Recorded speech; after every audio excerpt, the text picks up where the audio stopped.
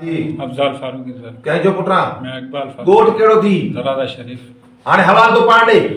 हवाल इहो ई आहे त असां भंग घोटियूं पिया हुन भंग में हुनजी जेको आहे हुनजी माना कंहिंजी नंढड़े अली रज़ा जी दबली किरी पई जंहिंजे करे भंग ख़राब थी वई हुन भंग डंडो खणी मां अली रज़ा खे आहियां उन सां अली रज़ा माना तड़पी वफ़ात करे वियो उन खां पोइ खणी असां ॿिन्ही जेको आहे तलाउ में फिटो कयो तलाउ असां ॿिन्ही माना ॿियो केरु ॿियो ठहू जेको आहे हा ठहू खणी जेको आहे असां जेको आहे ठहू खे चयमि पारो ॾे त मां अॻिते धको ॾियांसि उते केरु केरु मौजूदु हुयो उते असां ॿई ॼणा मौजूदु हुआसीं पोइ हिनखे काॾे खणी वियो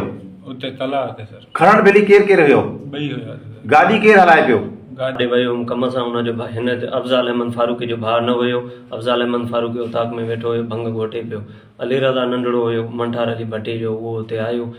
उनजे भंग जे कुंडे में हुनजी डबली किरी पई जंहिंसां हुनजी भंग ज़ाया थी वई हुन भंग वारो डंडो खणी हुन नंढड़े खे मथे में हयो पोइ हुन नंढड़े जीअं तड़पणु शुरू कयो त हुन नंढड़े खे खणी वियो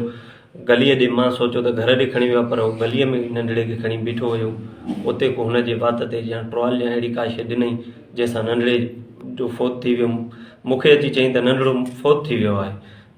त पोइ हिन जे माना लाश खे खणी करे किथे उछले अचूं जीअं असां ॿिन्ही ते इल्ज़ाम न अचे पोइ हिन हुन नंढड़े खे लोहीअ में वेड़ो कयो मां अॻियां गाॾी कायो पोयां वेठो हुयो पोइ तलाउ ते असां वियासीं मां गाॾीअ वटि बीठो हुयुमि हे परते नंढड़े जो लाश खणी वञी तलाउ में उछले करे आयो